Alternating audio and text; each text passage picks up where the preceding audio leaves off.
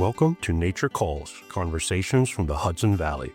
Our team's goal is to present science-based information about gardening and all things nature in New York's Hudson Valley. Our hosts are Master Gardener volunteers for the Cornell Cooperative Extension of Columbia and Greene counties, midpoint along the Hudson River Valley. So if you're interested in gardening or nature or just nuggets of information about what's happening outside your door, listen in and enjoy the conversation. Whatever the season, we'll always have something to talk about.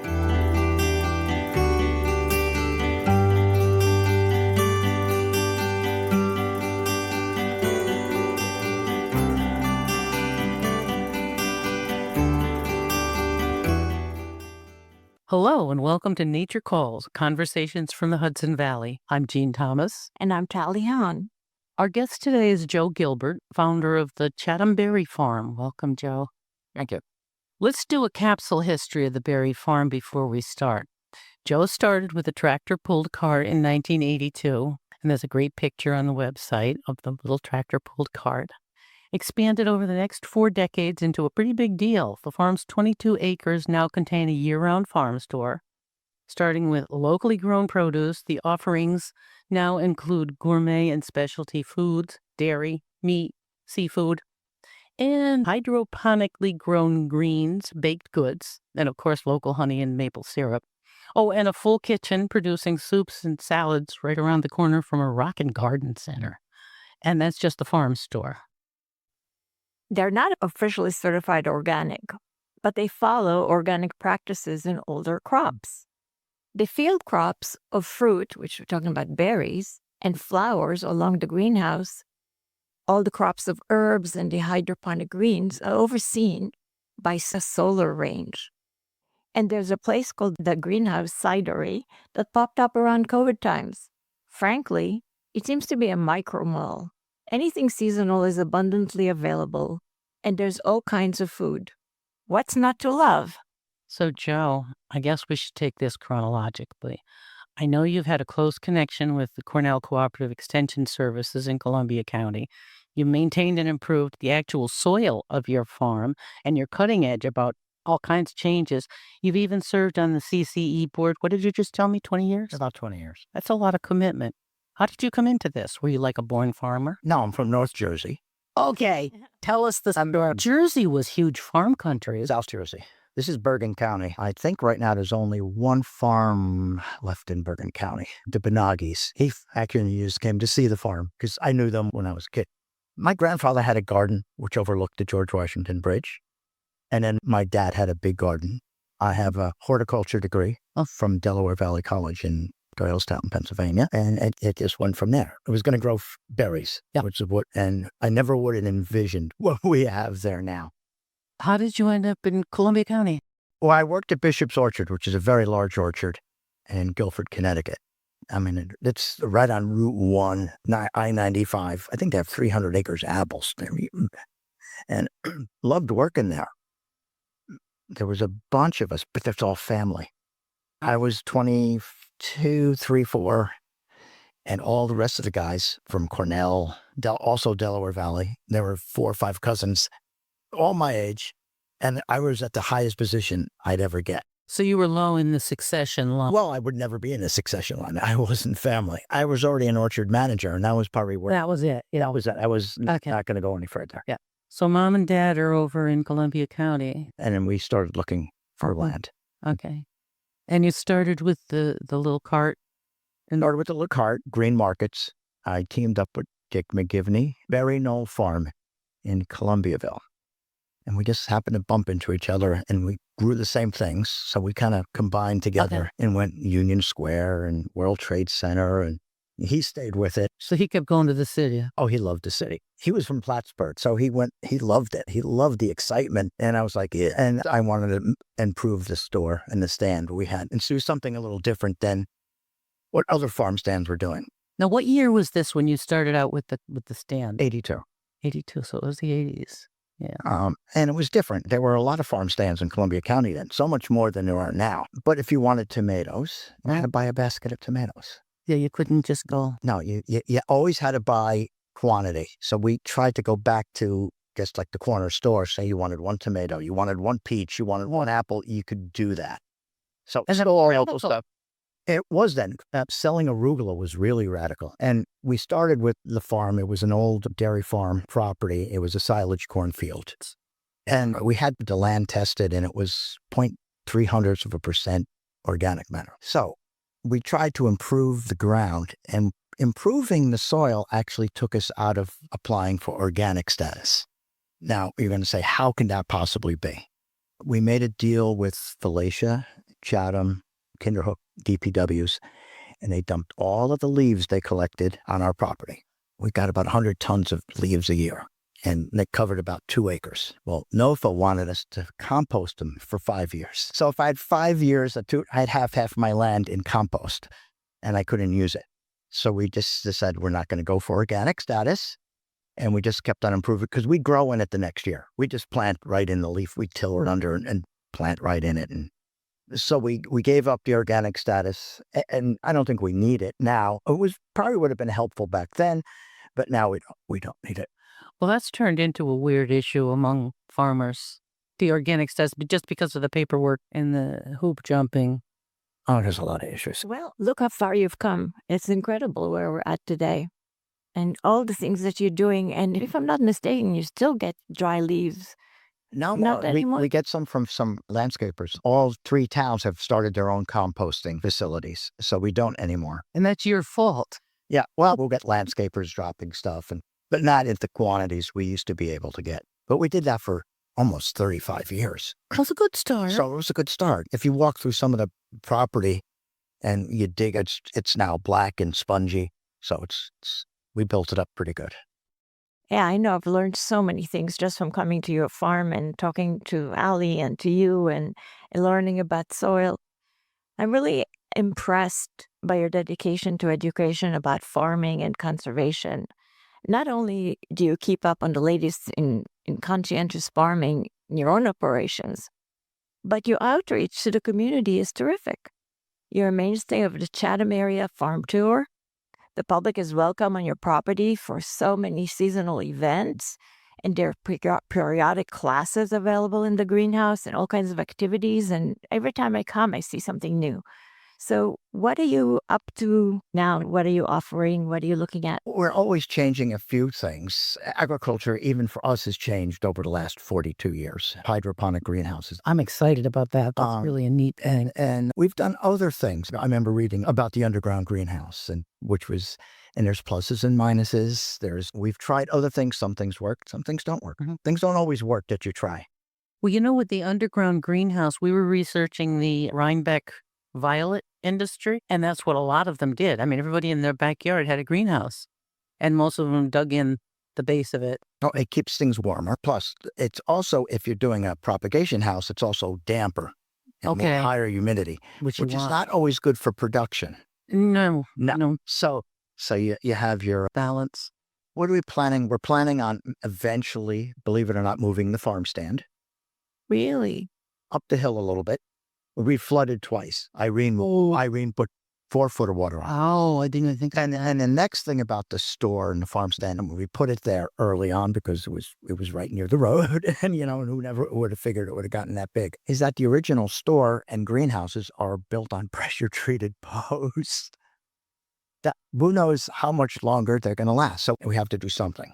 Now, if it was just me and the kids weren't involved, I'd probably go, I can patch it together for the 10 or 15 years, just keep it going. I've seen you patching in the I'm always putting something together. Everything we do there, we do ourselves. We build, we do the electrical, we do the plumbing, we do everything, which most farmers do. You just got to. You can't have something go wrong and call a contractor and wait 3 months. You got to know how to do it now. So that brings me to my next question. Family's a pretty big factor in any of these.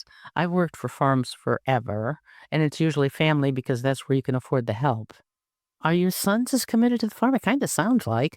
It is. Now, we always get asked, how did I get two of my 3 kids in farming? I didn't make them work the farm. I didn't say you have to work here. We hired other kids. A lot of their friends worked there. They worked in town. They worked other landscapers. They worked waiters. They had to work through high school. But like I said, it wasn't mandatory they worked my farm. How'd you get so smart? I think as they got older and went to college and came back, they said, this is not so bad. So they came back. But I know a lot of farms that have made their kids work. They want it. So I think that's part of it. I think we got lucky that way. And then my third child, Lillian, is a veterinarian. But she's in the San Francisco Bay Area, but she wants to come home badly. Hopefully in a year or two, she's back this way. And then you're going to have livestock. No, I'm a vegetable fruit farmer. A whole different game. Well, let's talk about your energy activity. Tell us about your solar panels and the hydroponic house is partly underground, isn't it? No, Not any. the hydroponic houses are two different houses. The underground one, I think sometimes we'll use it for tomatoes, hydroponic tomatoes, which we don't anymore because I'm allergic to them. I can't grow tomatoes anymore. And then Michael also is allergic to them. I could roll around on poison ivy and not get it.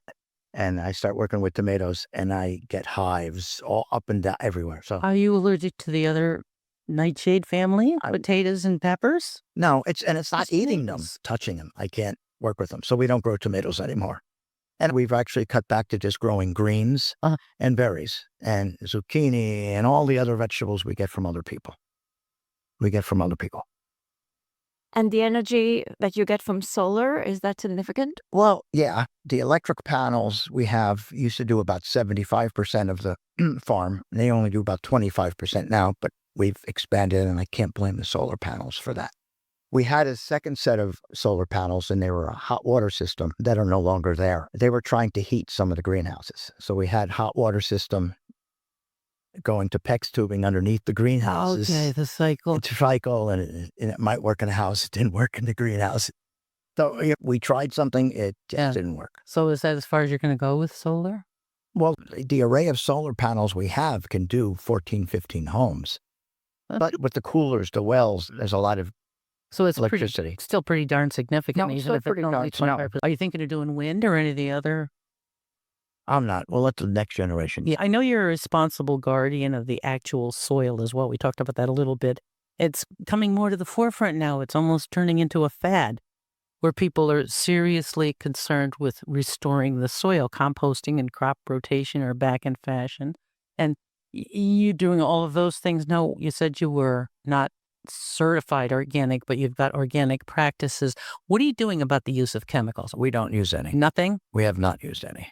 So what do you do when you got the blight on the peach trees and stuff? Well, a few years ago, we'll take raspberries because we mostly grow berries. You have spotted wing Drosophila, which is a fruit fly. Now, fruit flies propagate. Within 3 days, they have a new generation. Okay. So they can expand quickly. So once you spray, you're going to kill them, but not the next generation. Right. But the spraying also will kill the beetles. Yep. Now, I'll have people who will argue with me on this. And the first year when that was bad, we had quite a bit of it. And a lot of it, when there was a lot of fruit, we had to throw away. And we don't see much of it right now because I think the beneficials, there's always a balance. And eventually something always balances out. Now, if I had 60,000 acres of blueberries, I might have a different opinion on how to do things. Okay. We have 6. And you do a lot of IPM then. You're out there scouting. I don't even scout that much anymore. No. I'm being honest. We just go with it. Your balance is pretty good. I think our balance is good. We've had people come check. We've had other agencies come check the fruit, check the blueberries and raspberries. And every once in a while, we'll find a larvae in a raspberry, but not much. We do a lot of hand weeding, hand mowing around. I just don't want to use herbicides. I'm trying to figure out how to phrase this without. I don't condemn any farms for using it. Everybody has their own methods of doing things. And if you're farming that way, that's how you farm.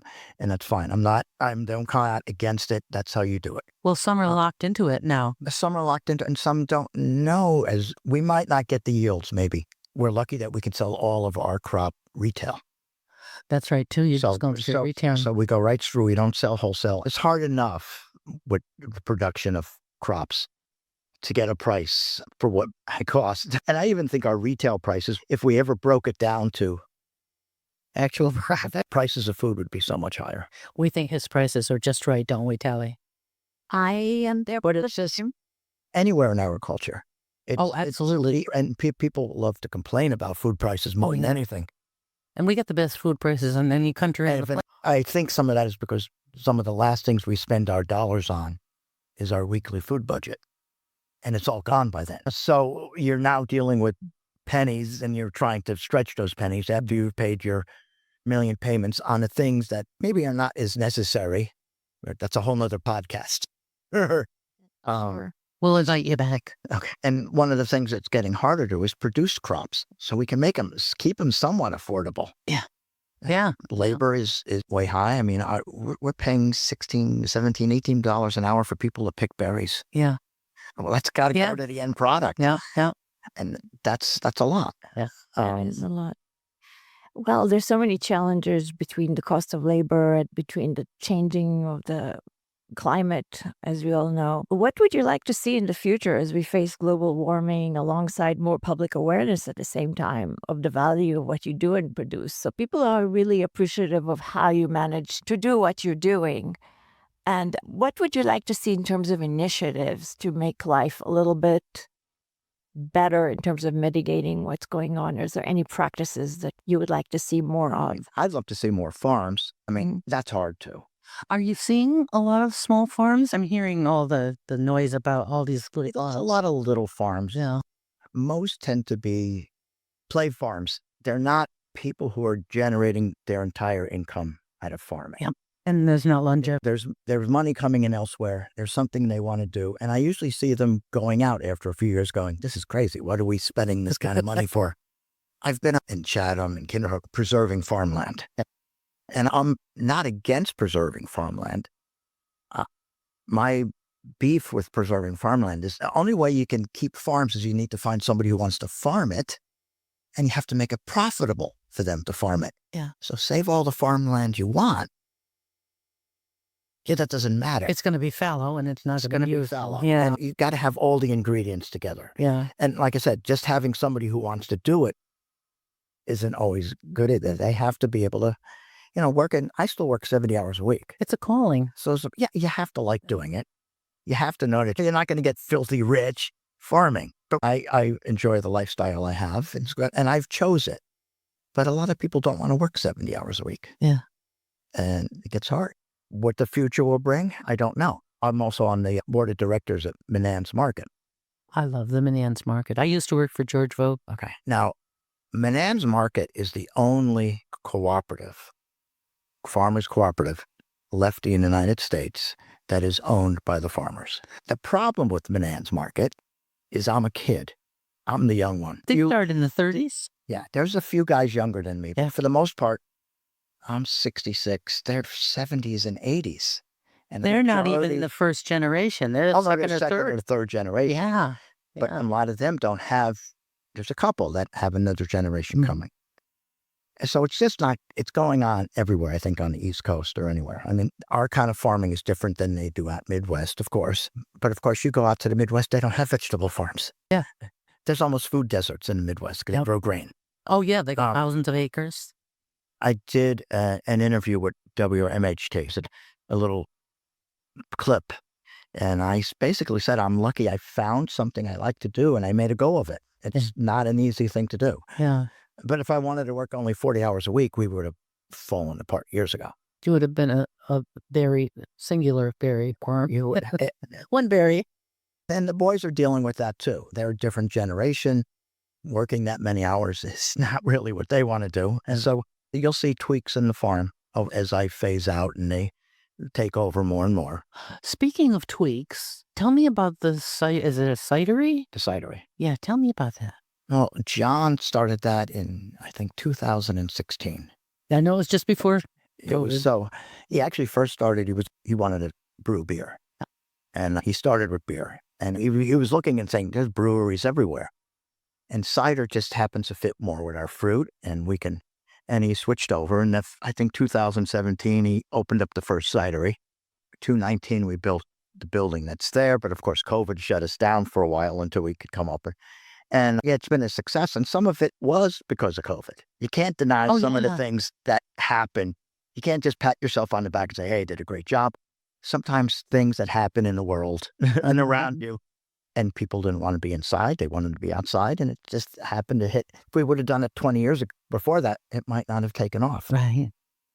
So your family has this phenomenal luck Yeah, we had and luck. timing. Yeah, Yeah, that's awesome. Well, it was tough going in the early 80s. I was a newcomer. Farmers were going out like crazy in the early 80s. Well, they could make money orchards. on selling this land, And right? here I come in, I'm a kid from New Jersey, and I would get stuff like, what makes you think you can do it? Kind of attitude. And it was a tough go. And I used to get from some of the guys who finally accepted me would go, so how's the garden? They called it a garden. Oh, yeah, a 25-acre garden. But Do they still stop by and ask, how's the garden? I don't think most of them are here anymore. Yeah, no, the landscape has changed in Columbia County. There was probably 160 dairy farms in Columbia County when I moved here. And was there 10? If that. Yeah, that's a major change. Yeah.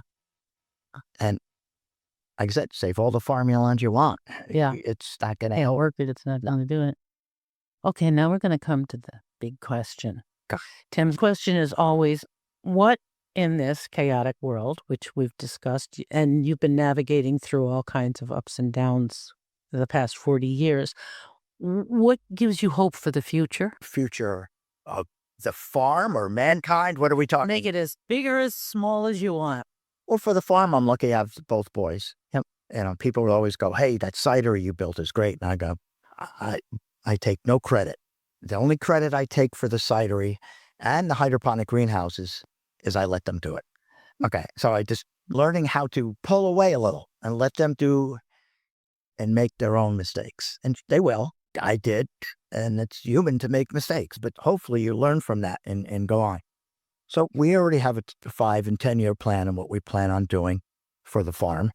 And I'll probably still be there working 70 hours a week. Oh, no because I doubt. don't know what else to do. Well, you know, George Story just passed and he was 104. Yes. Okay. Well, you got some work to do. I got some work. Yeah. Oh, God, that's 30 years away. Yeah, that's 30. Oh, yeah. Gee. So any big picture prognostications for, let's say the state? Well, it's getting hard to find jobs. And for a while there, it's been like working with your hands is a bad thing. But we need to somehow make it fashionable. Yeah, make it fashionable. Yeah. That starts with schools. Oh, I went to school in North Jersey, but even in high school, we did have BOCES. Yeah, but before you went to BOCES, the high school still had metal shop 1 and 2, wood shop 1 and 2, automotive 1 and 2. So you could get a touch of it to say, and maybe I like doing that. Of course, you can't do that to this day and age, but I think people could use that. I mean, our stores is made for people who like to cook. We don't have very many pre-made meals. Or go to a grocery store and you see what's in people's carts, and it's mostly pre-made stuff. Yeah. And most people don't know how to cook, or they're going to cook and they have their recipe in front of them and they need a serrano pepper. We only have jalapenos sometimes, and they don't know what to do now. Like, so it's okay. You can switch it, but they don't. It says, so it wasn't a bad thing. There was a lot of things we were taught in school that, and maybe it's just because I'm old, people don't know how to address a letter anymore. Yeah, is that just old fashioned? So I don't know, maybe it'll go by the wayside, but all those things I think are needed. You need somebody to do those. It's not just you and me speaking a fluent geezer. No, I think it's just more practical stuff. I look at Columbia County too. It's changed a lot, and some of it's got to go back to its roots a little bit. We start going out of the farming realm. We need housing. We need housing desperately. I have people who want to work for me, and I even want to pay them $25 an hour. That's not enough to pay for an apartment here. Yeah. We have to have the basic need of housing, and a lot of towns they don't want mobile home parks anymore. They don't want tiny home parks. They don't want condos. NIMBY. You can't go on that way. Yeah. Mainly because those same people who want their big $1 million homes, they also want all the amenities. And they want somebody to build those homes. Or somebody to take care of those homes. And you're not going to get somebody down from Albany in Schenectady to drive all the way here to mow your lawn. And so eventually it's going to break. Well, we drifted away from the hopeful thing, but Well, reality, it's still reality. hopeful. I think there are people out there who really want that to happen. My only with the farm is trying to find help all the time. We're having, and not so much store help, it's outdoor help. The two people who worked outside the most is myself and Jerry Wheeler, who is an ex-dairy farmer. He thinks And he's how old? part-time. Jerry's 77. And he's just doing 40 hours. Yeah, he thinks it's part-time, so don't tell him. He's a dairy farmer. That is part-time. Oh. But we always have people who start, and after about 3 or 4 months, this is just too hard. And it is hard work. You're a but special breed, John. Any farmer is. All right. Well, this was cool. And thank you. We appreciate your coming. Thank you. Thank you, All Joe. right. Thanks for having me.